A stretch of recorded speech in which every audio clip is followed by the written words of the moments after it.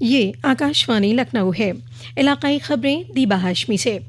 Senior leader और साबिक नायब वज़ीर आला डॉक्टर दिनेश शर्मा उत्तर प्रदेश से राज्यसभा के ज़िमनी इंतखाब के लिए उम्मीदवार होंगे। भारतीय जनता पार्टी की मरकज़ी इलेक्शन कमेटी ने कल डॉक्टर शर्मा के नाम पर मुहर लगा दी। ये इत्तला पार्टी के मरकज़ी इलेक्शन कमेटी के ज़रिए जारी रिलीज़ में दी गई है। राज्यसभा की ये सीट हरिद्वार दुबे के इंतकाल के बाद खाली हुई थी। इस वक्त डॉक्टर शर्मा विधान परिषद के रुकन हैं।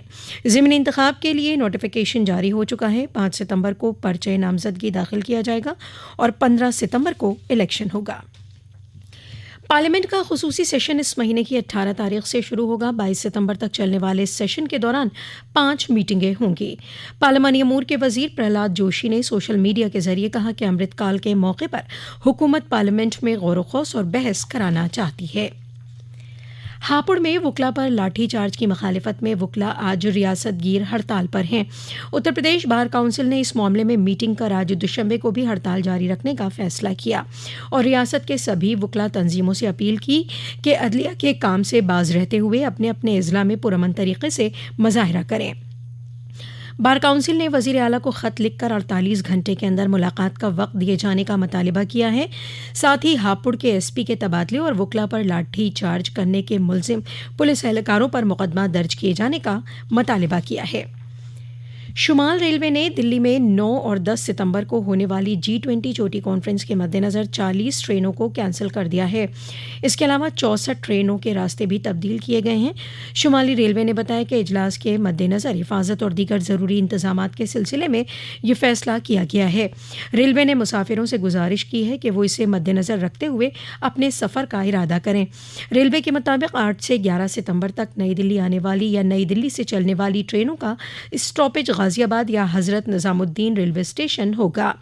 शुमाली रेलवे मुरादाबाद रेल डिवीज़न के senior commerce manager Sudhir Singh ने बताया कि इस इनेकाद की वजह से मुरादाबाद डिवीज़न में चलने वाली 4 ट्रेनें कैंसिल रहेंगी, जबकि 6 ट्रेनों के टर्मिनल स्टेशनों में टेम्परेरी तब्दीली की गई है और 5 ट्रेनों को दीगर स्टॉपेज दिए जाएंगे। उन्होंने बताया कि इंटरसिटी एक्सप्रेस 8, 9, 10 सितंबर को नहीं चलेगी। मऊ ज़िले में घोसी असेंबली सीट के ज़िमनी इंतखाब के लिए तशहीर कल शाम थम गई। इस सीट के लिए 5 सितंबर यानी कल वोटिंग कराई जाएगी और वोट शुमारी 8 सितंबर को होगी। ज़िला इलेक्शन अफसर अरुण कुमार ने बताया कि आज़ादाना और गैर जानिबदाराना इलेक्शन मुनक़िद कराने के लिए पूरे असेंबली हल्के में सभी वुज़रा, मेंबरान पार्लियामेंट, मेंबरान असेंबली और दीगर सियासी ओहदेदारों समेत बाहरी लोगों की आमद-ओ-रफ़्त पर पाबंदी आयद रहेगी।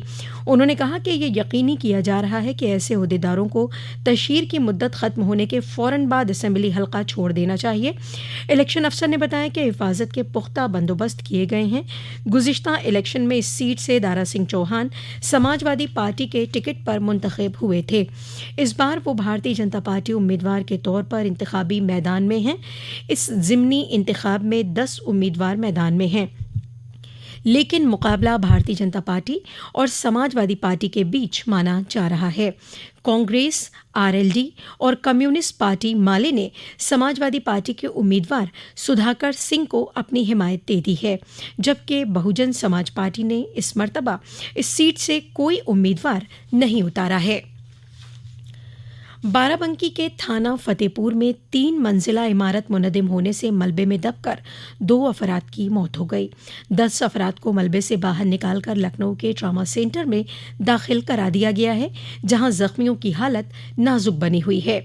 मलबे में अभी 3 लोगों की तलाश जारी है। दरियासना फतेहपुर से बांदा जा रही सवारियों से भरी रोडवेज बस बेकाबू होकर पलट गई। चीख पुकार सुनकर मौके पर पहुंचे लोगों ने सवारियों को बस से बाहर निकाला, जिसमें 12 से ज्यादा अफराद शदीद तौर पर जख्मी थे, जिन्हें इलाज के लिए जिला अस्पताल में दाखिल करा दिया गया है।